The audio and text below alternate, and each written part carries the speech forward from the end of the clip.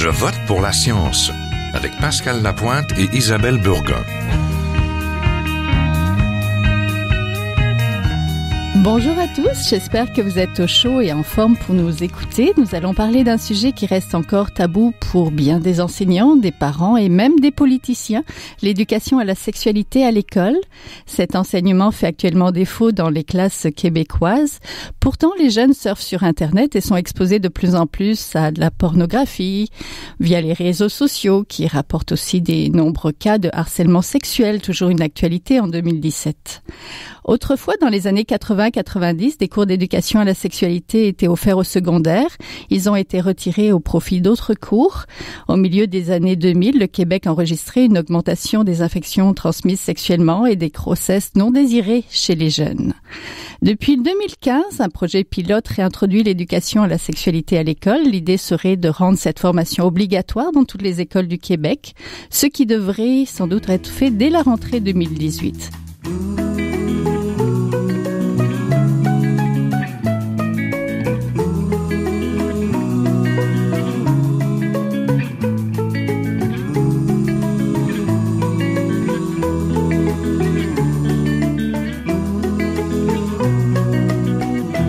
Pour parler donc de sexe à l'école, nous avons avec nous la sexologue Valérie Morancy. Vous êtes conférencière, vous donnez des formations en milieu scolaire. Vous êtes l'auteur d'un livre aussi, La vie de porno de nos ados, aux éditeurs réunis, je crois. Bonjour. Bonjour. Au téléphone, nous avons Marie-Paule Desaulniers, qui est, elle, philosophe, pédagogue, professeure retraitée du département des sciences de l'éducation de l'Université du Québec à Trois-Rivières. Bonjour. Bonjour. Oui, vous avez collaboré à l'ancien programme d'éducation sexuelle qui était offert dans les cours de formation personnelle et sociale. Voilà, c'est exactement ça. Donc, vous avez d'ailleurs écrit diverses publications sur le sujet, donc l'éducation à la sexualité dans le contexte de la réforme de l'éducation, si je me trompe pas. Oui. C'est bien ça, hein?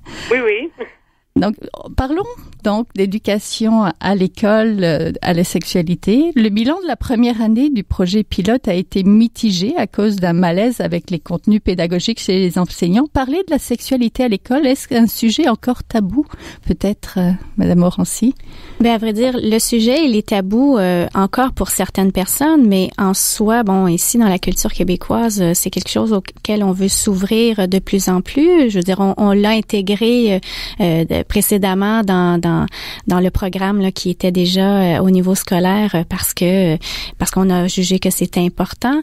Alors, mais non, en tout cas, le tabou, c'est vraiment différent pour chaque personne. Mais je pense que c'est un sujet qui a le mérite d'être apporté dès le très jeune âge, dès la maternelle, en parlant de sujets évidemment qui sont adéquats et appropriés pour chaque élève. On va pas parler la même chose, même si on parle du sujet d'agression sexuelle, si on parle en prévention en maternelle puis en 5e secondaire, ben c'est sûr qu'on l'aborde pas du même angle, mais il y a une façon de le faire de part et d'autre. Alors, mais oui, il y a plein de belles choses là, qui peuvent se faire pour ouvrir les horizons et donner la bonne information. Professeur Desaulniers. Oui, moi je pense que le sujet n'est pas tabou parce qu'on parle de sexualité partout, tout le temps. On a des images sexuelles auxquelles on est confronté, même si on ne veut pas les voir, dans les rues, à la télévision, dans les vidéos des chanteurs, partout. Donc, la sexualité elle-même, elle n'est pas tabou, elle est omniprésente. Ce qui est difficile, c'est une parole sur la sexualité qui soit responsable, qui soit adaptée aux enfants et qui dise la vérité sur la sexualité avec des mots simples. Ça n'existe pas de façon systématique dans les écoles. Et il me semble que ça devrait exister parce que les enfants se posent des questions dès qu'ils sont tout petits et ils doivent avoir des réponses à ces questions. Le ministre des... Oui, allez-y. Oui, ben j'allais rajouter, je suis d'accord avec le propos de Madame Desaulniers. Ce que je trouve intéressant, c'est que oui, la sexualité, elle est présentée de façon des fois très explicite, où on voudrait, quand on parle de sexualité, d'en parler de façon correcte. Moi, je le vois beaucoup, la sexualité, c'est elle a plusieurs couleurs, cette sexualité-là. Donc oui, il faut travailler avec les jeunes à recevoir les différents messages, ceux qui sont très explicites, qu'on pourrait même dire vulgaires ou dans dans cette sphère-là, et ne pas juste prôner le sexe romantique, parfait, doux et respectueux, parce que quand on fait face à quelque chose qui est complètement différent de ça, c'est pas nécessairement mal, mais l'important c'est de l'avoir choisi, d'en avoir été informé. Si on parle de pornographie, mais c'est quoi de la pornographie? Moi, je travaille actuellement là dans les jeunes à recevoir, dans le sens de décoder ces images-là qui sont, que c'est des fantasmes et non pas la réalité. Donc oui, de les éduquer à ces différentes possibilités-là, puis après ça, de dire, quand elle te convient, ça va, mais si tu veux la copier uniquement pour faire comme les autres ou parce que tu penses que c'est ça qu'il faut faire, c'est là que ça devient problématique. Alors, le sexe romantique peut être bien pour certains, puis il y en a d'autres qui l'aiment pas, le sexe romantique aussi. Alors, voilà. Oui. Le ministre de l'Éducation, Sébastien Proulx, veut rendre obligatoire l'éducation à la sexualité dès la rentrée 2018. Pourquoi c'est important d'en faire un véritable cours dans la grille matière? Je vais répondre parce que si c'est pas un cours dans la grille matière, il n'aura probablement pas lieu. Il y aura très peu d'activités qui vont être faites par des gens qui seront déjà intéressés, qui répondent déjà probablement aux questions des enfants.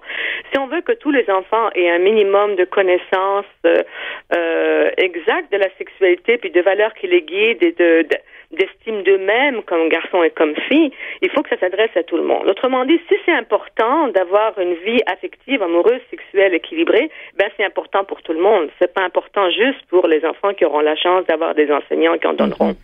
Et à cet égard, moi, je suis pour une action politique, c'est-à-dire de rendre ce cours obligatoire, ça me semble essentiel. Et j'irai plus loin, ne pas autoriser des dérogations, parce qu'il est certain qu'il y aura des demandes de dérogation. C'est ce que le gouvernement avait fait pour SPS, c'est ce qu'il a fait pour éthique et culture religieuse. Et je crois que si c'est important, ça vaut la peine d'avoir une action, un choix de société qui est cohérent avec tous les autres choix de société qu'on fait ici au Québec en ce moment. Oui, d'avoir un vrai cours. Donc, l'éducation à la sexualité dès l'enfance peut-elle aider à éviter des inconduites sexuelles, comme on voit, à sensibiliser les enfants, par exemple, aux harcèlements, à la violence sexuelle? Madame Morancy? Oui, j'ai répondu un peu à cette question-là dernièrement lorsque j'ai été interviewée à Salut Bonjour. Donc, parce que avant même de parler d'inconduite ou d'agression sexuelle, moi, je pense que la base qu'on doit enseigner, c'est le respect, c'est l'empathie, c'est la confiance en soi, c'est l'affirmation de soi qui s'applique dans plein d'autres sphères de notre vie. Et donc, si je l'applique avec mes amis, avec mes parents, oui, quand arrive le moment de l'intimité, avec un partenaire amoureux, avec un partenaire sexuel, là, je vais appliquer ces bases fondamentales-là. Et l'inconduite n'aurait plus lieu là, parce que si je respecte mon partenaire, si elle ou lui n'a pas envie de telle caresse ou simplement de faire une activité sexuelle, puis qu'elle est en mesure de me le dire aussi, parce qu'il y a aussi un travail de dire non, j'en ai pas envie. De sens, hein? Oui, alors et là, déjà quand il y a l'affirmation de dire non, j'en ai pas envie, là c'est comme il y a pas de problème. Donc, comme si je disais, ça me tente d'aller écouter tel film ce soir. Non, cela, ça me tente pas, mais j'irais prendre une marche à la place.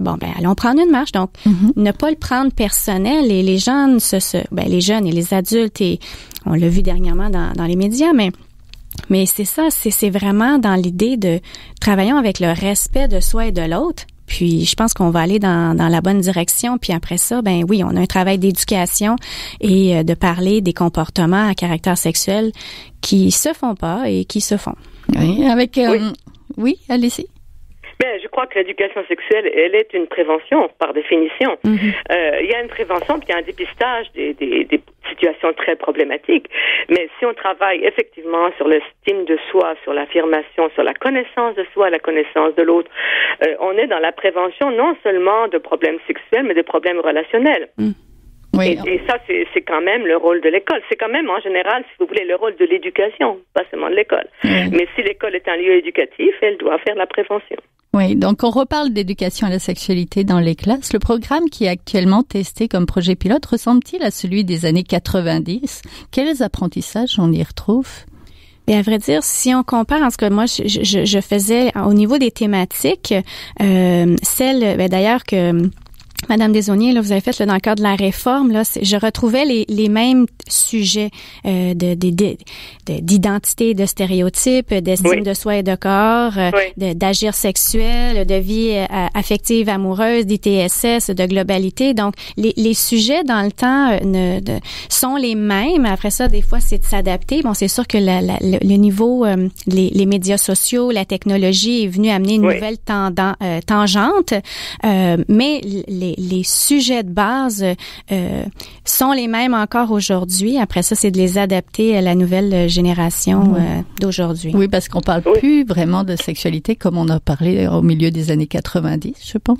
Mais je pense qu'on en parle quand même de la même façon, c'est-à-dire si on le fait correctement, on en parle, comme je vous dis, d'une façon claire, franche et mesurée.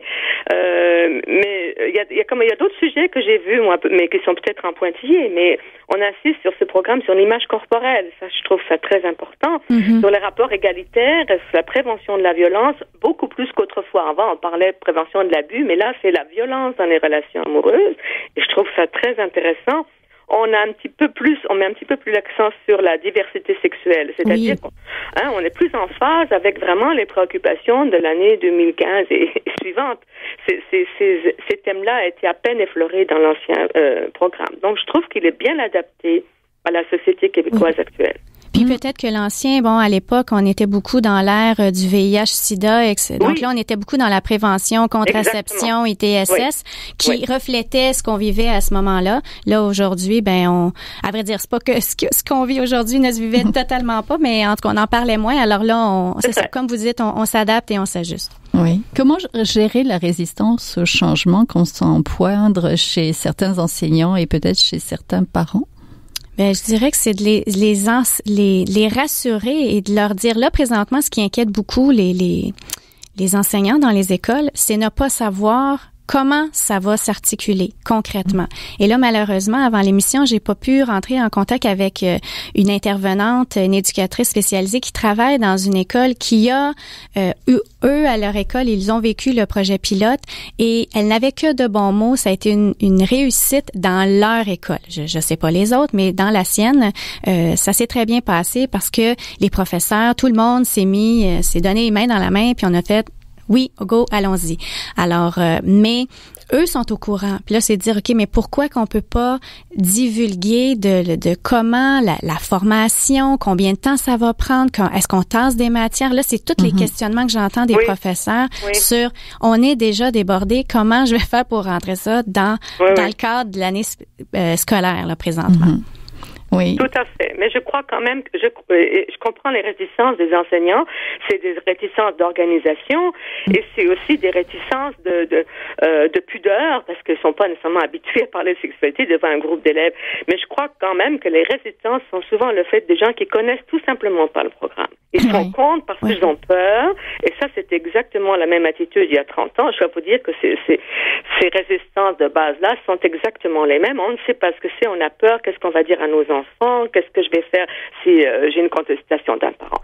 Alors, ça peut se résoudre par de la formation et de l'information qui soit bien faite, qui soit faite non seulement auprès des parents, auprès des enseignants. Et les enseignants, quand ils sont accompagnés, quand ils sentent qu'on les soutient, ils font des choses extraordinaires, vous l'avez dit, et c'est vrai dans bien d'autres domaines. Mais il faut les accompagner, on les lâche pas les lâcher tout seuls dans un nouveau programme. S'ils sont désemparés, ça va être très difficile pour eux. Et pour leurs élèves. Oui, Madame Morancy. Oui, puis un peu en tout cas concrètement, dans les dernières années, quand les directions m'appelaient pour faire les demandes d'éducation à la sexualité, ils avaient je donne ces exemples-là, mais ils avaient fait un travail au niveau de leur école. Ils avaient regardé les apprentissages qui étaient proposés par le ministère, qui sont accessibles sur le site Internet, et de dire, mais qui ici est à l'aise de parler de tel sujet? Qui ici voudrait prendre ce volet-là? Et là, les sujets qui restaient plus chauds ou plus délicats pour certains, entre autres pour parler des agressions sexuelles, c'est surtout celui-là qu'on m'appelait pour en parler. Là, il n'est pas dit qu'on n'avait pas le droit d'aller à l'extérieur. Là, il est bien nommé. On peut faire affaire avec des infirmières, des sexologues, des éducateurs, les milieux communautaires. Donc, oui, l'école va prendre une partie des apprentissages. Parce que faire de l'éducation à la sexualité, c'est parler d'amitié, de puberté, d'amour, l'amour. Je veux dire, il y a plein de choses qu'ils font déjà, puis qui s'appellent l'éducation à la sexualité, puis qui s'en rendent même pas compte. Mm-hmm. Mais après ça, les sujets, parler des premières relations sexuelles, parler de choses plus concrètes, de plaisir, d'orgasme, de pénétration, ben là, ça me tente moins. Ben OK, alors faisons appel à une sexologue ou un sexologue, puis qui va être à l'aise et qui fait ça, que c'est son travail. Oui, c'est ça. C'est pas tous les enseignants quand même qui résistent. La Fédération autonome de l'enseignement, c'est un regroupement syndical de 34 000 enseignants, réclame justement le retour des cours d'éducation à la sexualité dans les écoles. Contrer la violence sexuelle. Il y a un rôle des enseignants qu'il faut épauler, mais il y a aussi le rôle des parents. Oui. Les parents, parce qu'il y a certains parents qui ne veulent pas et qui pensent retirer leurs enfants des écoles parce qu'ils ne veulent pas forcément que leur enfant en entende parler, ce qu'ils jugent peut-être trop tôt ou d'une manière qu'ils ne maîtrisent pas. Oui, ben ça, tout est en lien avec les peurs qu'on a aussi à la maison. On n'en parle pas parce qu'évidemment, il y a toute une question d'éducation et culturelle des générations précédentes. Souvent, c'est de dire, oui, mais là, si on en parle, là, ça va leur donner le goût, puis là, ils vont devenir actifs sexuellement. Quand au contraire, les études montrent que de faire de l'éducation à la sexualité tôt dans la vie des enfants va justement retarder l'âge des premières relations sexuelles, justement parce qu'ils vont avoir eu la bonne information, parce qu'ils vont être éduqués, ça leur donne pas de dire oui, aujourd'hui on en a parlé, alors commençons ma vie sexuelle aujourd'hui. C'est pas comme ça que ça se passe, au contraire, ça va dans le sens des valeurs des gens qui ont des résistances. Donc faut essayer d'aller travailler avec eux et de leur démontrer que on veut juste donner la bonne information à leur enfant et pour qu'ils soient outillés et préparés le jour où cela arrivera dans un âge retardé comme ils le désirent, mais ça on n'a pas de contrôle non plus là-dessus. Oui, professeur Desaulniers, est-ce que les parents, à l'époque où vous avez collaboré avec l'ancien programme d'éducation sexuelle, est-ce qu'il y avait déjà une résistance de la part des parents? Oui, très grande. Il y avait une très grande résistance d'une petite partie des parents. Vous voyez, c'était pas du tout général. Mais ces parents-là étaient extrêmement organisés au sein de l'Association des parents catholiques du Québec, pour ne pas la nommer. Et il y avait même un petit groupe de croisés qui parcourait le Québec en disant, mon Dieu, c'est la fin de la culture, etc. Bon, alors, c'était très exagéré et c'était basé sur une énorme peur de la sexualité. Alors, cette opposition-là, on a essayé de l'encadrer, de répondre aux questions. Et je crois que les parents, quand on leur expliquait calmement les choses, les oppositions farouches se diluaient parce que finalement, elles n'étaient pas justifiées. Alors, oui, on a eu exactement les mêmes oppositions de la part, à cette époque, de groupes chrétiens. Et ma foi, il a fallu qu'on travaille avec eux, mais je pense que ce serait dommage d'empêcher l'éducation sexuelle de tous les enfants parce qu'il y a quelques groupes qui sont extrêmement farouchement opposés à un programme. Oui. Tous les enfants y ont droit à ce programme, ils en ont tous besoin. Oui, et je rajouterais que souvent, ce qui amène la résistance, c'est que les gens, quand ils associent le mot sexualité, ils ne voient que génitalité. Oui, quand la sexualité, c'est un mot très large qui implique, oui, entre autres, l'activité sexuelle en soi, mais qui est aussi très ouvert. Puis quand on regarde justement les apprentissages qui sont proposés, on la voit, la diversité de ce que c'est la sexualité. Oui, il y a une partie où on parle des relations sexuelles, mais on parle de beaucoup d'autres choses. Et quand justement les parents sont au courant de ce qui est parlé, puis de la façon que ça va être abordé, mais là, ils se sentent rassurés, puis de dire, ah, OK, je pensais, tu sais, on s'en va pas enseigner le Kama Sutra là, dans les écoles, là. On s'en va faire de la prévention et parler de la sexualité sous un angle très respectueux. Oui, les médias nous parlent justement régulièrement d'hypersexualisation chez les jeunes et de comportements à risque. Est-ce que c'est la réalité ou une vision un peu tronquée de cette réalité sexuelle des jeunes?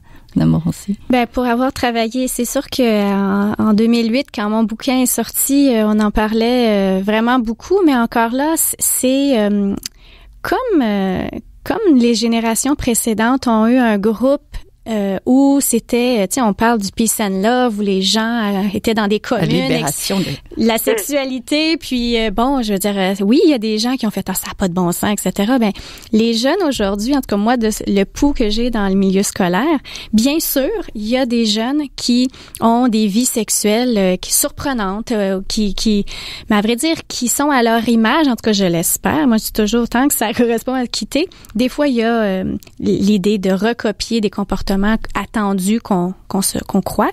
Mais oui, il y a des jeunes qui sont comme ça, mais ce n'est pas l'ensemble des jeunes. Et ça, c'est l'erreur de mettre une étiquette à un ensemble de groupes de jeunes.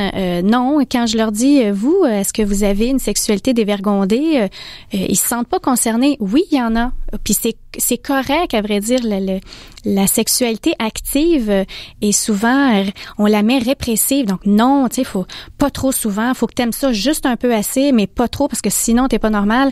Mais il y en a des jeunes, des adultes qui aiment la sexualité sous un angle différent. Puis faut pas les écraser, mais en même temps faut y aller dans le respect. Donc, est-ce que tu te respectes quand tu as ces comportements-là?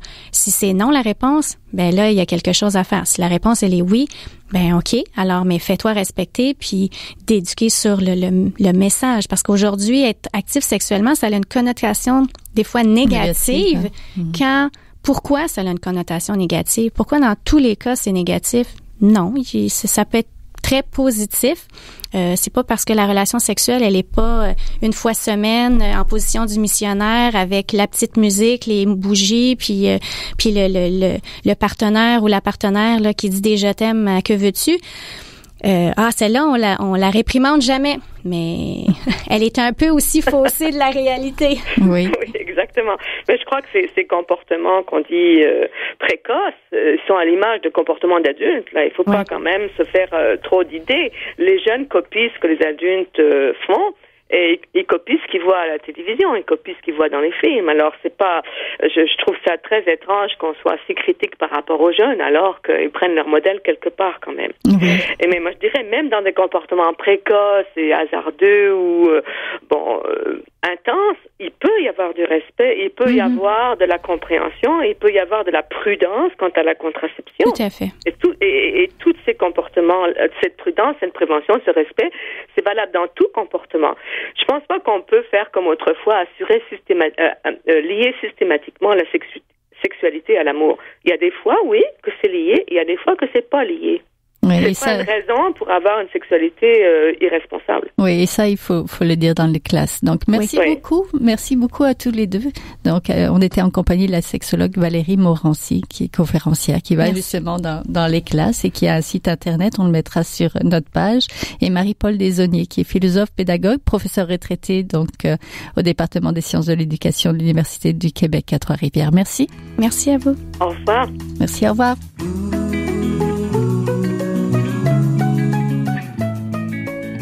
Vous êtes toujours à Je vote pour la science, là où la science rencontre la politique, une émission produite par l'agence Science Presse. Vous pouvez visiter son site internet au www.sciencepresse.qc.ca.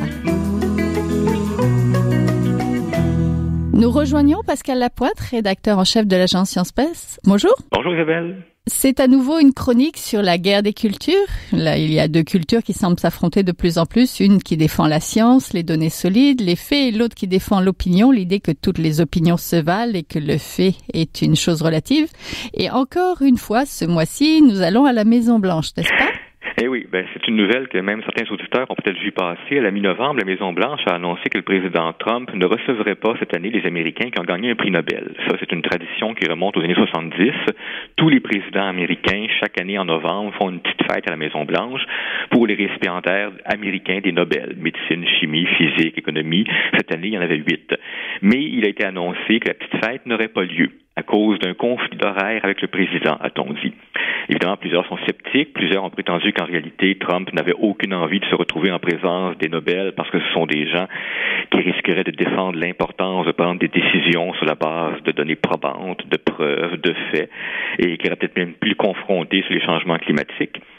Mais la guerre des cultures, ça va bien au-delà de cette anecdote-là. Par exemple, le poste de conseiller scientifique en chef du président n'a toujours pas été comblé.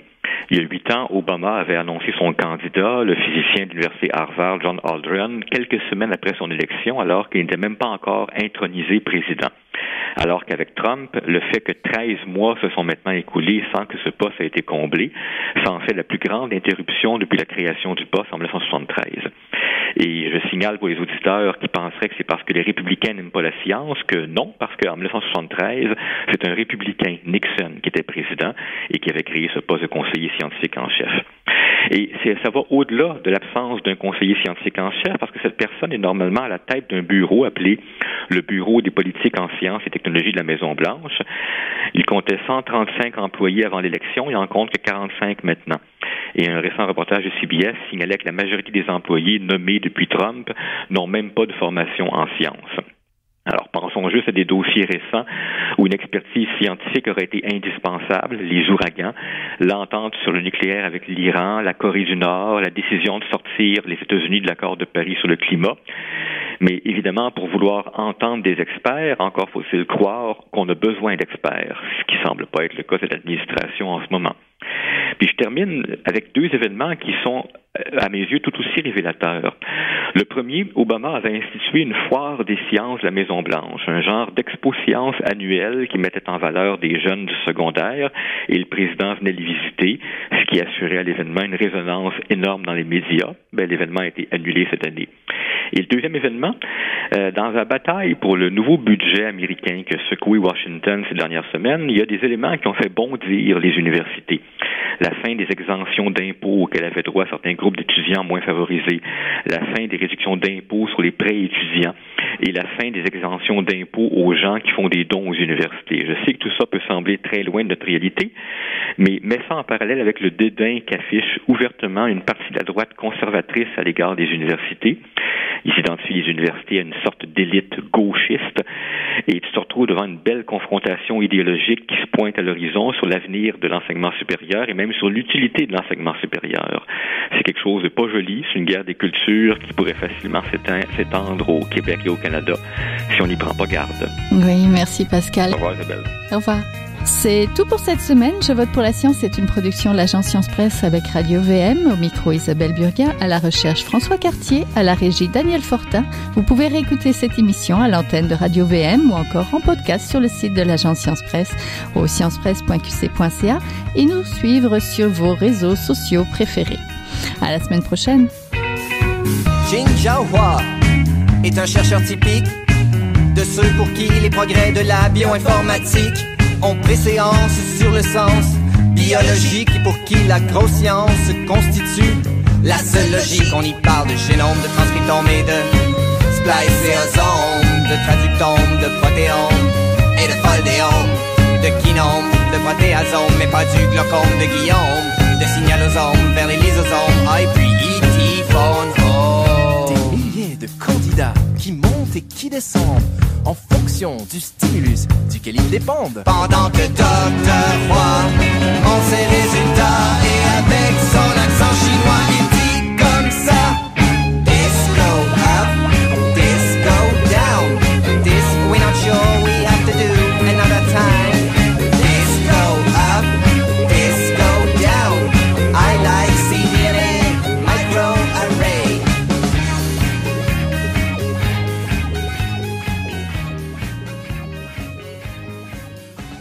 Pas un mot de son exposé. En français, même chose depuis